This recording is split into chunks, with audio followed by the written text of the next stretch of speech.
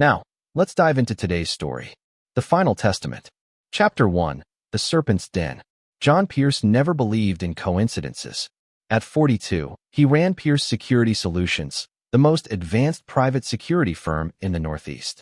The company specialized in protecting high-profile individuals, diplomats, tech moguls, anyone who could afford his premium services. John's reputation was built on two principles: absolute loyalty and devastating retribution for betrayal. His office overlooked Boston Harbor from the 47th floor. Rain spattered against the wall of windows as John reviewed the latest security protocols. The phone rang, his personal line, the one only 3 people knew. "Pierce," he answered. "Mr. Pierce, it's Detective Rodriguez. Your private line number. There's been an incident at your children's school. We need you to come down." 20 minutes later, John strode through the hallways of Beacon Academy, his black overcoat still dotted with rain. Principal Wallace met him near the nurse's office, wringing his hands. "Mr. Pierce, I assure you this isn't typical of our—" "Where's my daughter?" John's voice was ice. The principal led him to a small room where 6-year-old Lucy sat on an examination table, her strawberry blonde hair matted with dried blood. A boy with a broken arm sat across from her, sobbing while his mother fussed over him. The other boy called Lucy names about her mother. Principal Wallace explained nervously. Things got physical. Mrs. Donnelly claims Lucy started it. "Tell Detective Rodriguez I want the security footage," John said without looking at the principal. He turned to Lucy, whose green eyes met his without flinching. "What did he say?" "He said mommy was a bad word. That she sleeps with lots of men." Lucy's voice was steady, but her small fists clenched. "I told him to shut up. He pushed me. I pushed back. He cried and lied." Pride swelled in John's chest. Lucy had his fire, his refusal to be intimidated. He placed a hand on her shoulder. "You did right." Mrs. Donnelly stepped forward, face flushed with indignation. "How dare you encourage this behavior? Your daughter broke my Timothy's arm." John's eyes fixed on her, and she involuntarily stepped back. "Your son will learn today that words have consequences. Consider his arm an inexpensive lesson." That evening, John returned to their brownstone in Beacon Hill. The house stood like a fortress, 3 stories of brick and iron, renovated with the latest security systems, his own design. As he entered, classical music drifted from the drawing room. Margaret, his wife of 12 years, sat with a glass of Pinot Grigio, her auburn hair cascading over the shoulders of her silk blouse. "How's Lucy?" she asked without turning. "She'll be fine." Handled herself like a Pierce. Margaret's lips tightened almost imperceptibly. "I heard about the incident." "Really? John, couldn't you have been more diplomatic with Mrs. Donnelly? Her husband sits on the school board." "I don't care if her husband sits on the throne of England. No one speaks about my family that way." "Your family?" Margaret finally turned, her blue eyes cold. "Sometimes I wonder if you remember I'm part of it too." John poured himself a scotch, studying his wife. They'd met when she was a struggling art curator, and he'd just started Pierce Security. He'd been drawn to her sophistication, her social grace, everything he lacked from his rough upbringing in South Boston. Now, 12 years and 2 children later, he wondered if he'd mistaken calculation for charm. "I almost forgot," Margaret said, standing. "My sister Victoria's wedding is next weekend. The family cottage in the Berkshires." John nodded absently. Victoria Coleman, Margaret's younger sister, was marrying some investment banker John had never met. The Colemans had old money, the kind that whispered rather than shouted, and had never quite approved of Margaret's marriage to a security contractor. "Will you be able to get away from work?" Margaret asked. "I'll try." The next week blurred with meetings and contracts. Pierce Security had just landed a major account, protecting the Adeyemi family, who'd made billions in African telecommunications and now lived in fear of kidnapping attempts. John threw himself into the work, barely noticing Margaret's increased absences or her sudden interest in her appearance. On Friday evening, he returned home to find Margaret in the master bedroom, packing an overnight bag. She wore a new dress he didn't recognize, deep green silk that hugged her figure. "You're leaving already?" John asked, checking his watch. "I thought the ceremony wasn't until tomorrow afternoon. Victoria needs help with last-minute preparations. I'll take Lucy with me. You can follow tomorrow morning with William." Margaret zipped her bag with unnecessary force. "Assuming you can tear yourself away from work." John studied his wife's reflection in the mirror. Something felt off.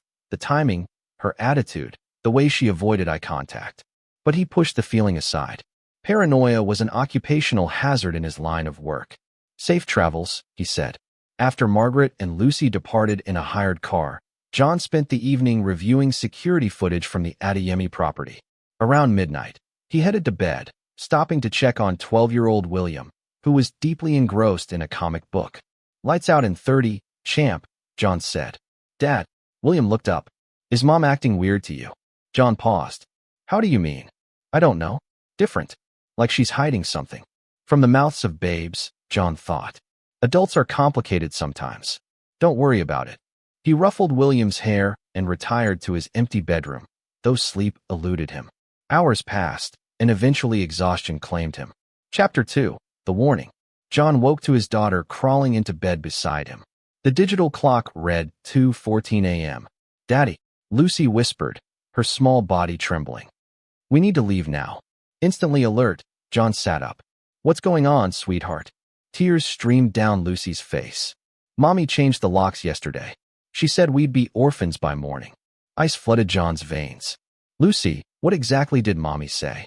"She was on the phone in her bathroom. I heard her say by morning, they'll all be gone."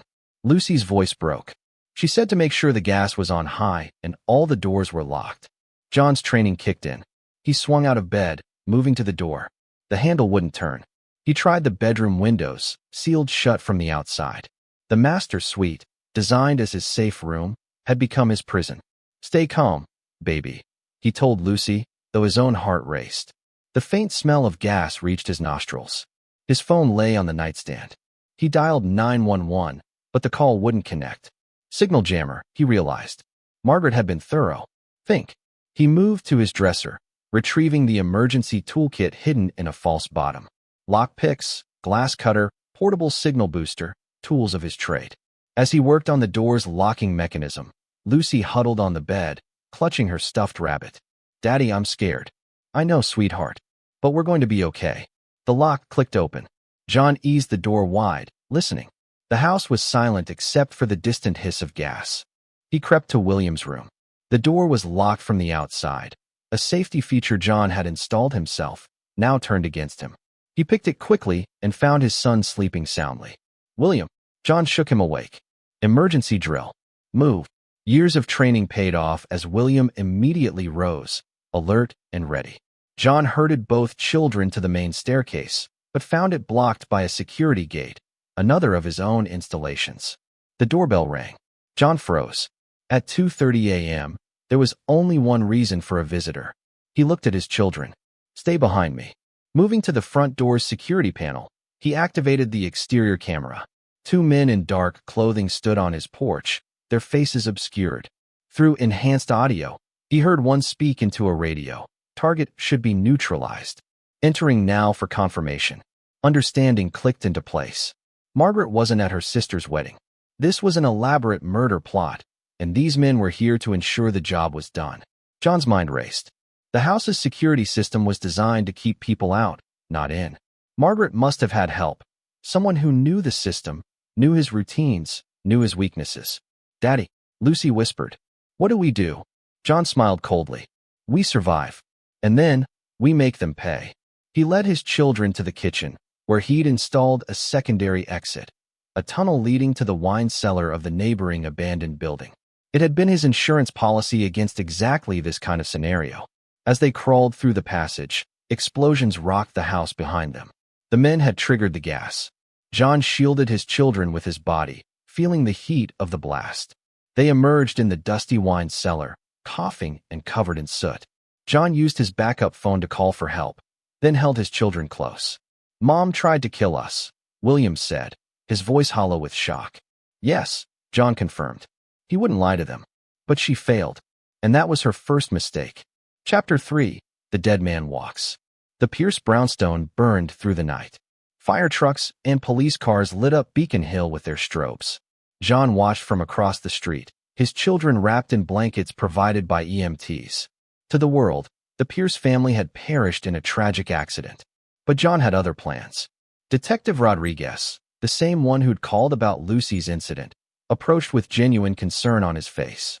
"Mr. Pierce, I can't tell you how sorry I am. We thought the 911 call came from your security system about a gas leak. We weren't in time." "You received a 911 call?" John asked carefully. "Automated. Your system sent an alert about a gas leak at 2:45 a.m. Perfect.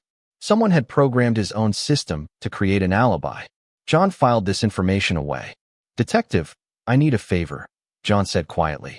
"I need the world to think we died in that fire." Rodriguez's eyes widened. "Sir, think about it.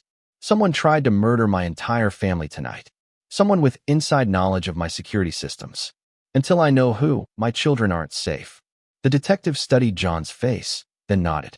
"Give me an hour." By dawn, the story was set. The Pierce family, casualties of a tragic gas leak and subsequent explosion. Bodies too badly burned for identification. A tragedy that would rock Boston's elite and security industry. John took his children to a safe house, an apartment he'd maintained under an alias for exactly this purpose. As William and Lucy slept, exhausted from their ordeal, John began working his contacts. First call, Raymond Delgado, his head of operations, and one of the few people John trusted completely. "Boss, thank God you're alive," Raymond said, his voice thick with emotion. "The news, we thought. Let the world keep thinking it. Someone tried to erase us, Ray. I need you to find out who. Where do I start? Margaret, her phone records, banking, movements. And find out about this sister's wedding. The Coleman family cottage." On it, John's second call went to an old friend from his Southie days, Tommy Russo, now a private investigator with questionable ethics, but absolute loyalty to John. "Need you to tail someone," John said. "Margaret Pierce. She thinks she's a widow." Tommy's gravelly laugh came through the phone. "Funny thing about widows, Johnny. They tend to show their true colors pretty quick." Over the next 3 days, information trickled in. Margaret had indeed gone to the Coleman cottage, but there was no wedding. Instead, she'd met with Vincent Caldwell, a young architect John had never heard of. Tommy's surveillance photos showed them embracing passionately, Margaret wearing black, mourning clothes. The bank records revealed something more sinister. Margaret had been siphoning money from their accounts for months, transferring it to an offshore account. But it wasn't embezzlement. It was the oldest motive in the world, greed and a new lover. John's final piece of intelligence came from his security firm's IT department. Someone had hacked the Pierce Mansion's security system remotely. Not just anyone, but someone with administrative access. Only 5 people had those credentials: John himself, Raymond, and 3 trusted engineers. He eliminated Raymond immediately. That left 3 possibilities. John had Stephanie Vega, his best interrogator, invite each engineer for a routine security review. Within hours, she confirmed what John suspected. Simon Burke, the youngest engineer, had been compromised. "He cracked like an egg," Stephanie reported. "Some woman seduced him at a tech conference, pretended to be interested in his work, got him drunk, drugged, and turned him. Had pictures for blackmail. Description: red hair, mid-30s, professional looking. Margaret's sister Victoria." The picture crystallized. This wasn't just about murder. It was about taking everything. The house, the children, the business, the fortune. Margaret and her lover had planned to eliminate John and take it all. But they'd made one critical error. They'd left Lucy alive to warn him. John gathered his children in the safe house living room. William and Lucy looked at him with tired eyes, asking questions he needed to answer. "Mom tried to kill us," William stated flatly. "Why?" John sat facing them, speaking with absolute honesty. "Because she wanted everything I've built, and she wanted to be with another man. She chose greed and betrayal over family." "What happens now?" Lucy asked. John smiled coldly. "Now, the dead man walks." Chapter 4: The Hunter's Trail. The funeral was everything Margaret could have hoped for. Boston's elite turned out to mourn the tragic loss of the Pierce family. Margaret played her part perfectly, the grieving widow in designer black, accepting condolences with quiet dignity. From a surveillance van half a block away, John watched with cold satisfaction. Margaret had chosen the most expensive caskets, wept convincingly as they were lowered into the ground, and delivered a eulogy that would have moved anyone who didn't know the truth. "She's good," Tommy Russo commented, adjusting the camera angle. "Almost had me believing her." John's jaw tightened. Beside Margaret stood Vincent Caldwell, pretending to be a family friend offering support. The man placed a hand on her shoulder with proprietary familiarity. "Time to learn about him," John said. Over the next 2 weeks, John built his case like a master architect. Vincent Caldwell, it turned out, was more than just a pretty face with an architecture degree from Yale. He had a history, expensive tastes, failed businesses, and a pattern of targeting wealthy older women. Through Tommy's investigation, John learned that Vincent had met Margaret at a charity gala 6 months ago. Their affair had started immediately, passionate and reckless. Vincent had convinced Margaret that John was holding her back, that with his death, she could truly live. The insurance payout alone was $20 million. But there was an unexpected twist. The deeper John dug, the more connections he found between Vincent and the Colemans. Victoria Coleman wasn't just Margaret's sister. She was Vincent's ex-girlfriend from college. The entire family had been in on the plot. "They're all dirty," Raymond reported during a secure call. Victoria married into the Coleman money, but she squandered it. They were facing bankruptcy. This was supposed to save them. John's children adjusted to their new reality with remarkable resilience. He'd enrolled them in a small private school under assumed names, telling them this was temporary. They understood, in their own way, that their father was hunting. One evening, Lucy climbed into John's lap as he worked at his computer. "Daddy, when we catch the bad people, what happens to us?" John hugged her tight. "We go home, baby. We get our life back." "But different," William added from across the room. At 12, he understood more than his sister. "We can't go back to before." "No," John agreed. "But we can build something better." Margaret's true nature revealed itself in the weeks following the funeral. She moved quickly to take control of Pierce Security Solutions, presenting herself as John's widow and heir. The board of directors, unaware of her true role, offered condolences and cooperation. But John had prepared for this contingency.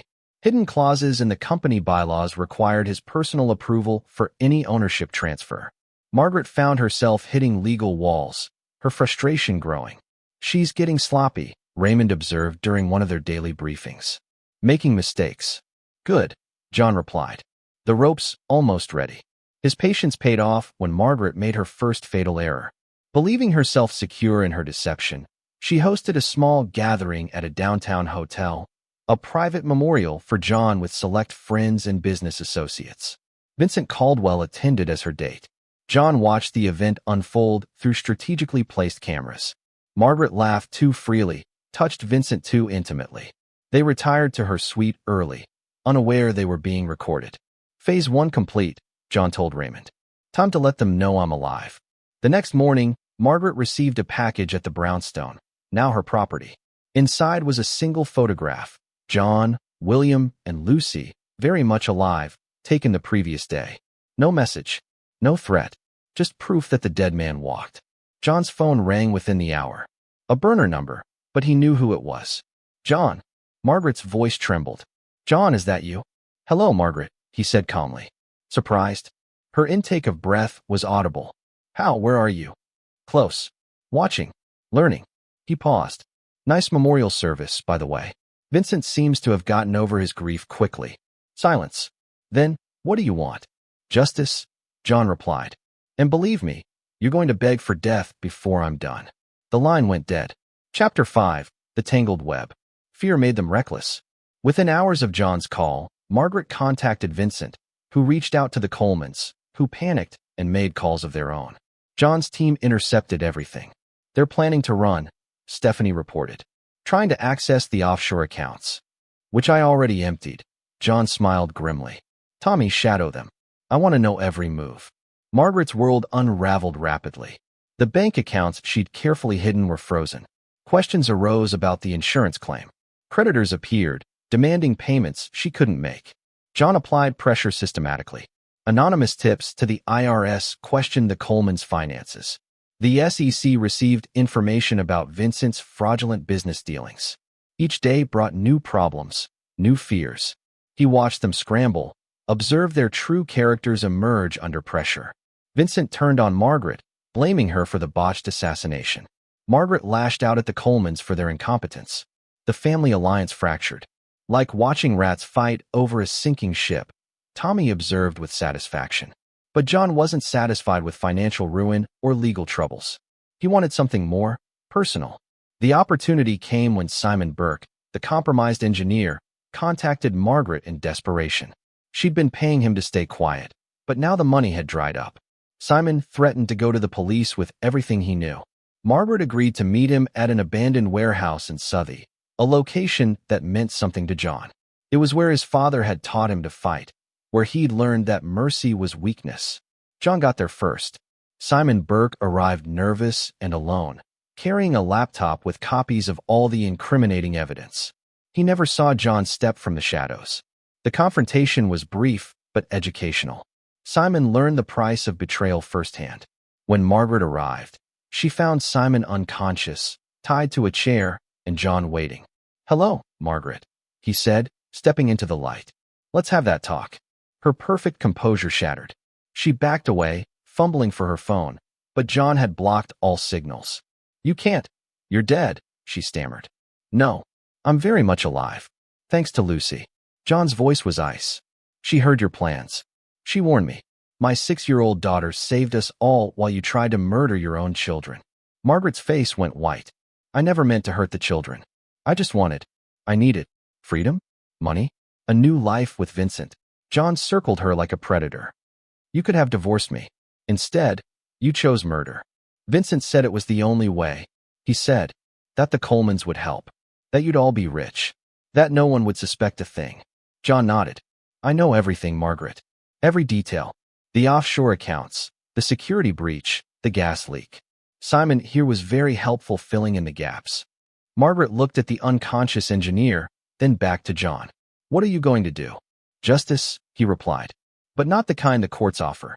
You wanted me dead? You'll wish I was." He pulled out his phone and played a recording, Margaret and Vincent planning the murder, discussing how to dispose of the bodies, laughing about the insurance money.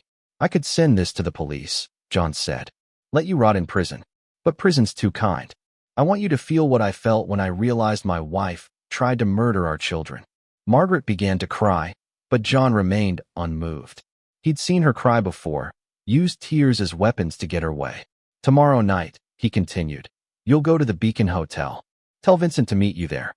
Tell the Colemans to come too. A family meeting to discuss the crisis. The details will be in this envelope." He handed her a sealed package. "Be there at 9 o'clock. And Margaret," she looked up, makeup streaked with tears, "if you run, if you warn them, or if you don't show up, your families will receive something far worse than this recording." Chapter 6. The Perfect Storm. The Beacon Hotel's top floor was reserved for a private dinner party. 6 people sat around a gleaming table: Margaret and Vincent, Victoria and her husband Charles Coleman, and a distinguished older couple introduced as the Harringtons. They'd received John's invitation, a summons disguised as a business opportunity. Each person had their own reason for attending. Margaret came out of fear. Vincent, hoping to salvage his relationship with a suddenly impoverished widow. The Colemans sought any way to recover their finances. Even they didn't know why they'd invited the Harringtons, wealthy socialites with mysterious connections to Pierce Security Solutions. As dessert was served, the lights dimmed. A screen descended from the ceiling. "Good evening." John's voice boomed through the speakers. The conspirators jumped. "Before we begin, I have a short film to share." The screen lit up with crystal-clear footage. Vincent and Victoria in college, planning their first scam. Margaret siphoning money from various accounts. The Colemans discussing how to fake their business failure. Every betrayal, every lie, every cold discussion of murder, all captured in perfect detail. Margaret rose to flee, but the doors had locked. Vincent cursed and pounded on the walls. The Colemans sat in stunned silence. "I'm giving you a choice," John's voice continued. "Option 1. I send this footage to every news station, every police department, every business associate you've ever had. Your lives as you know them end tonight." Victoria sobbed openly. Charles Coleman aged 10 years before their eyes. Vincent turned to Margaret with hatred in his eyes. "This is your fault." Option 2. You play a game. My game. By the rules I set. The lights rose.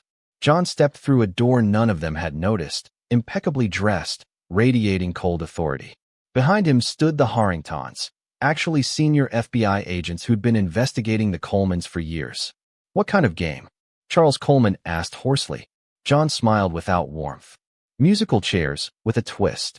He produced 6 envelopes, placing one before each person. Each envelope contains a different fate. Immunity, prison time, financial ruin, or, he paused dramatically, special arrangements for the truly deserving. You'll take turns selecting from the remaining envelopes. One of you will emerge relatively unscathed. The others, well, you've earned what's coming. This is insane, Vincent shouted. You can't. Can't what? Expose your crimes? Ruin your lives like you tried to ruin mine. Watch as you destroy each other. John's voice was steel. I absolutely can. And I will. For the next hour, they played. Each revelation in the envelopes turned them against each other. Victoria learned that Vincent was already planning to betray Margaret for another wealthy widow. Charles discovered his wife had stolen from their personal accounts. Vincent found evidence that Margaret had considered having him killed after John's death. By the end, they were a pack of wolves, each willing to sacrifice the others to save themselves. Margaret and Victoria's sisterly bond evaporated. Vincent punched Charles in a desperate attempt to steal his envelope. The Colemans wept as generations of family legacy crumbled. John watched it all with satisfaction. This was justice, not the clean, simple variety of courts and prisons, but the raw truth of betrayers destroying each other. Finally, only one envelope remained, Margaret's. With shaking hands, she opened it. Inside was a single document, divorce papers, and a custody agreement granting John full rights to their children. Your immunity from prosecution requires 3 signatures, John explained. Yours, mine, and a judge's. You keep your freedom, Margaret, but you lose everything else. Your children will know exactly what you are. Your name will be dirt in the circles you once moved in. You'll live, but you'll wish you hadn't.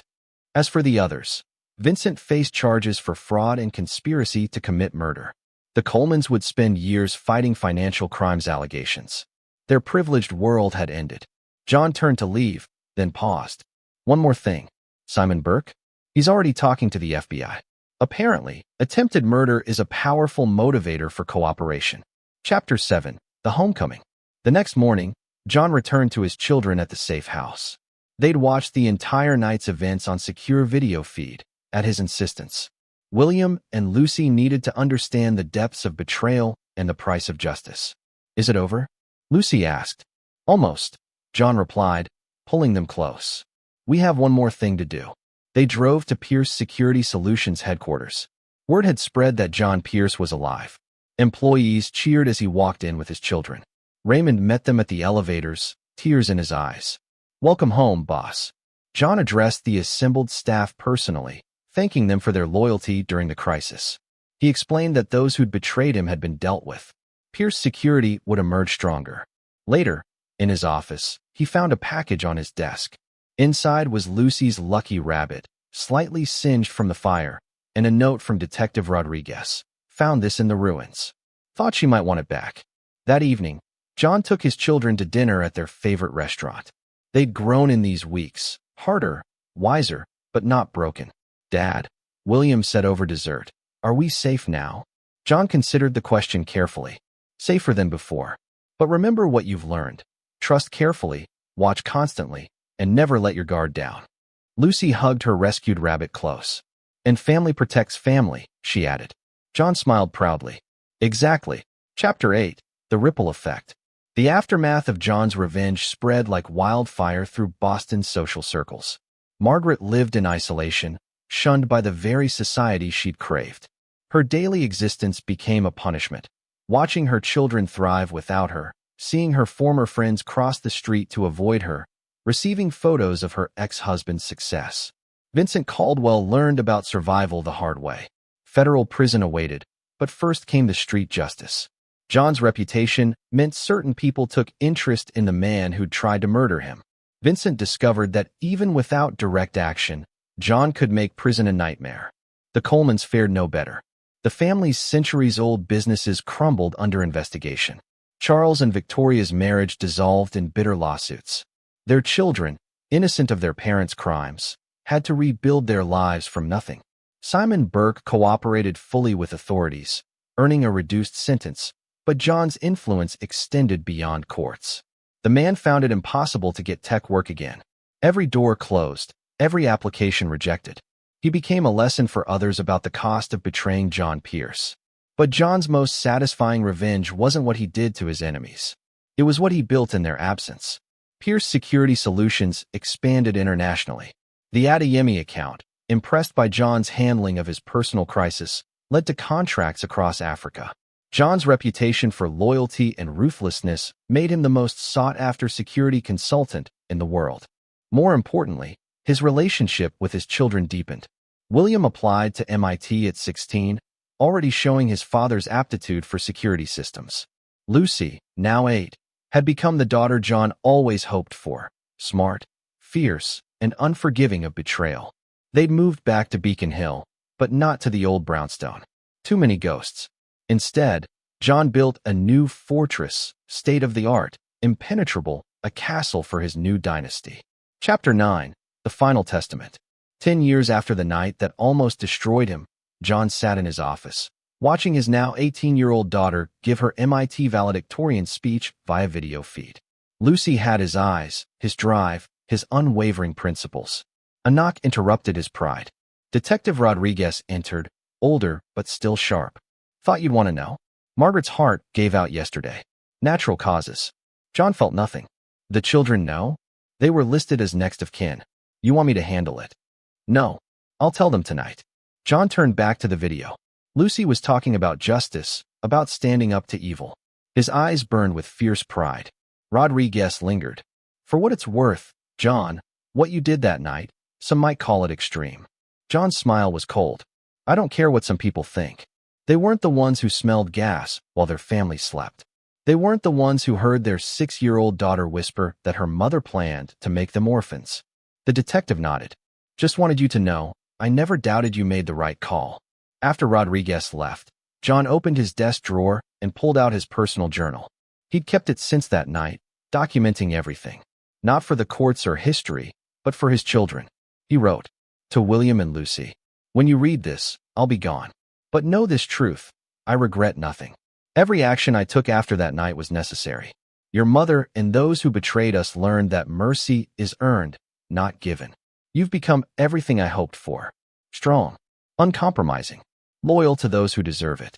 You understand that justice isn't always legal, but it's always necessary. Remember, family protects family. Always. And to those who cross us, give them no quarter, show them no mercy.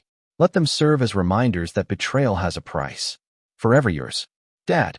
That evening, John gathered his family in their new home. William was home from college for the weekend. Lucy would join him at MIT after her graduation. I have news, John announced. Margaret passed away yesterday. The silence stretched. Then Lucy asked, should we feel something? John looked at his children, strong, whole, unbroken by their mother's betrayal. Only relief, he replied. Relief that she can never hurt us again. William raised his glass. To family. To justice, Lucy added. To those who earned our trust, John finished. And to those who didn't, may they rot in whatever hell they've found. They drank, 3 warriors who'd survived betrayal and emerged stronger. Outside, Boston glittered in the night, unaware that in a fortress on Beacon Hill, the Pierce family had just written the final chapter of their testament. A testament written in blood, sealed in vengeance, and passed down as legacy. Never forgive, never forget, and never let betrayal go unpunished. The dead man had walked, and justice had been served. Epilogue, the price of betrayal. 23 years after Margaret's death, Lucy Pierce Campbell stood before her father's grave in Mount Auburn Cemetery.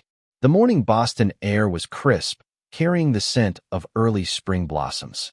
At 42, she was the spitting image of John, same intense green eyes, same uncompromising stance. Her twin sons, just 6 years old, hugged her legs, eerily reminiscent of her own childhood. Tell us the story again, Mama, asked Nathan, the older twin by 3 minutes. About how Grandpa made the bad people pay, added Noah. Lucy smiled, running a hand through Nathan's hair. Later, my loves. First, we pay our respects. She placed fresh flowers on John's grave. He'd lived to 92, sharp until the very end, watching over his growing dynasty of Pierces.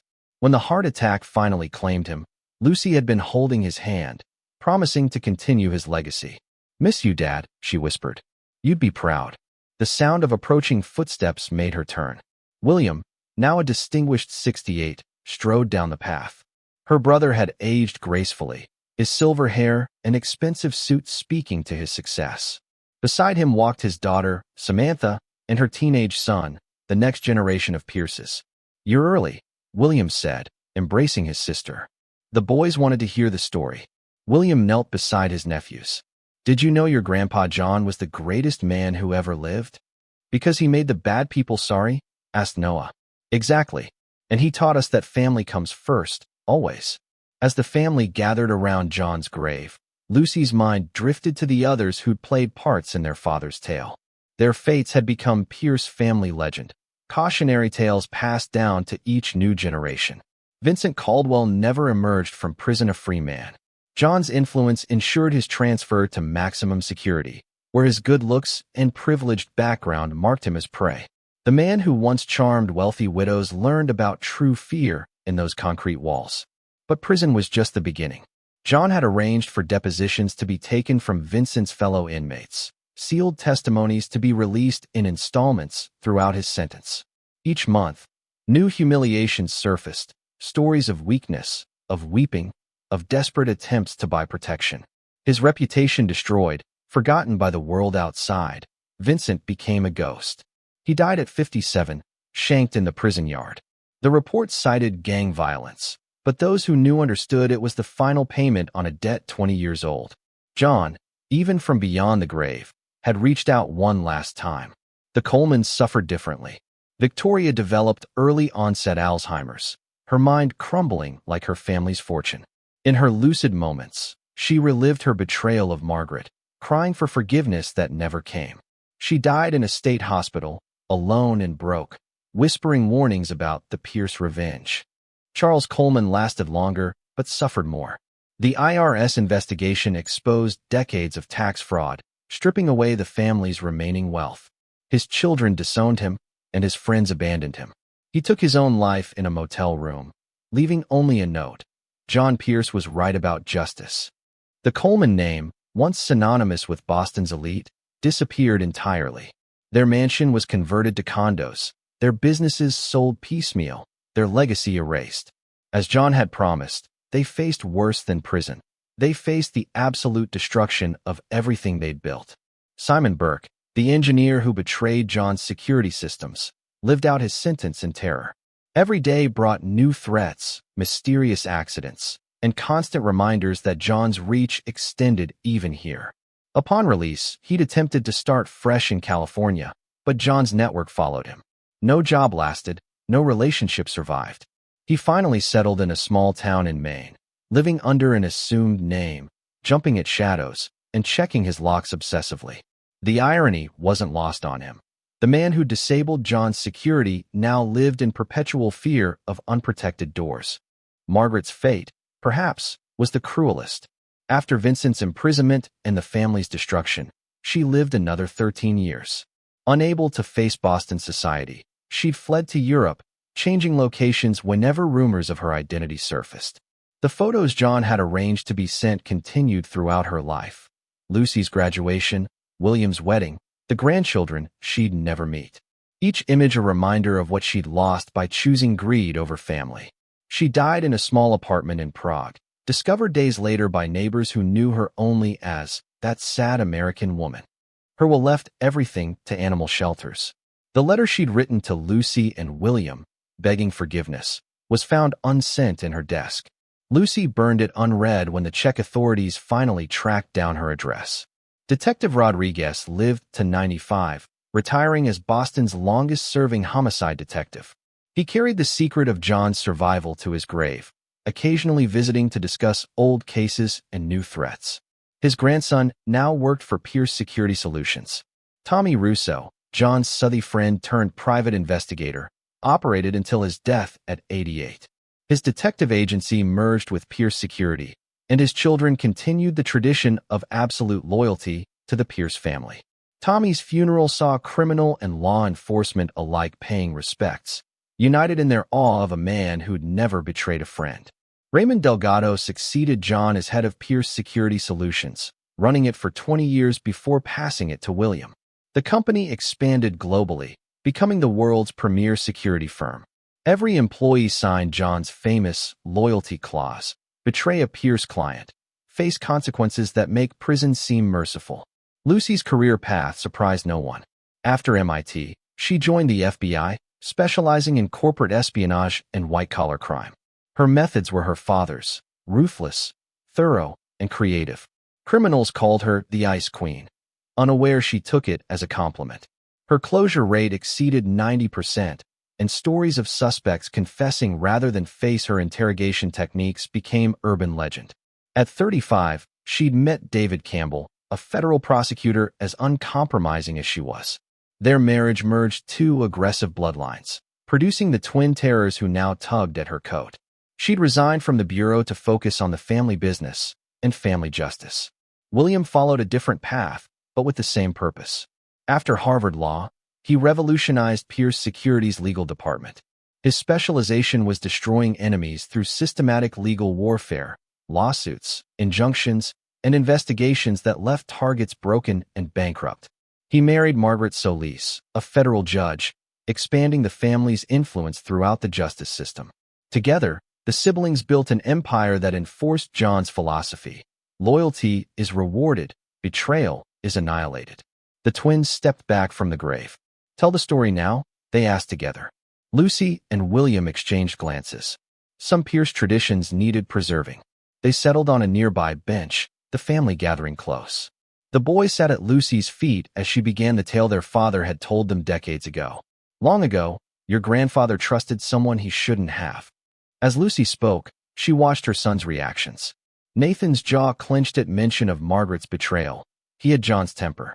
Noah's eyes went cold discussing the planned murder. He had that Pierce ice.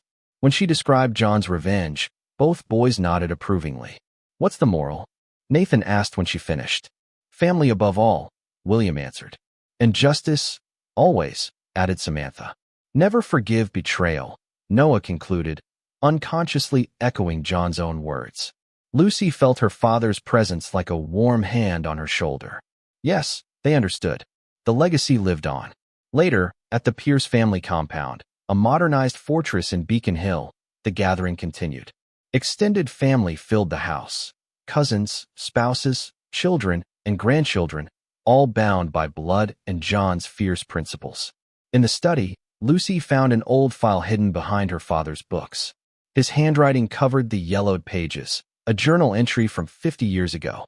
Each generation must face betrayal. Each must choose between forgiveness and justice. "I chose justice. Let my children choose wisely." She smiled. They'd chosen justice. All of them.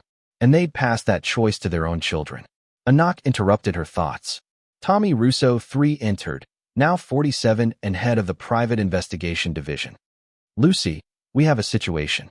She raised an eyebrow. "Betrayal? Embezzlement. One of our senior executives. Moving money offshore, just like Margaret." Lucy stood, slipping naturally into command mode. "Gather the team. Full surveillance. I want everything: financials, communications, relationships. Find the weak points." Tommy nodded. "Like your father always said, the rope is strongest when they hang themselves." Lucy finished, channeling John's cold satisfaction. "And Tommy, make sure they understand this isn't just business. This is personal." Over dinner, the family discussed the situation. William offered legal strategies. Samantha suggested psychological pressure points. Even the grandchildren, those old enough to understand, contributed ideas. The Pierce family worked like a well-oiled machine, each member playing their part. Later, as Lucy tucked her sons into bed, Nathan looked up at her. "Mama, when someone betrays family, what do? "We remember Grandpa John," she answered, smoothing his hair. "We are patient. We gather information. And we make them pay in ways they never imagine." Noah snuggled against her. "Like the story?" "Exactly like the story. Now sleep, my little warriors. Tomorrow, you'll learn more about justice." Alone in her study, Lucy opened her laptop and began planning. The new betrayal would be handled swiftly and completely. The executive, a man named Harrison Blake, would learn what generations before him had learned. The Pierce family never forgave, never forgot, and never failed to collect their debts. She drafted messages to her team, each instruction precise and merciless. The Ice Queen was in full effect. As she worked, she remembered her father's final words. "They may forget who I was, but they'll never forget what I did." Smile, cruel and determined, Lucy prepared to add another chapter to the Pierce legacy. The dead man's shadow still walked, guiding his descendants in the sacred art of vengeance. 23 years had passed since John's death, but his truth remained constant. Loyalty was rewarded, betrayal was destroyed, and family came first. Always. In Boston's financial district, Harrison Blake slept peacefully, unaware that morning would bring the first whispers of his destruction. Across the city, Tommy Russo III's team began their surveillance. At the federal courthouse, William reviewed legal strategies. At Pierce Security Headquarters, emergency protocols activated. The machine John built was flawless, unstoppable, eternal. And at its heart still beat the fierce determination of a man who'd survived his death and taught his children that justice, real justice, acknowledged no limits and no mercy. The dead man continued to walk through his children, his grandchildren, and all who bore the Pierce name. His testament lived on, carved in the failures of those who learned, too late, that betrayal carried a price beyond comprehension. And somewhere, in the space between dreams and waking, John Pierce smiled. The legacy continues. This is where our story comes to an end. Share your thoughts in the comments section. Thanks for your time. If you enjoy this story, please subscribe to this channel. Click on the video you see on the screen, and I will see you there.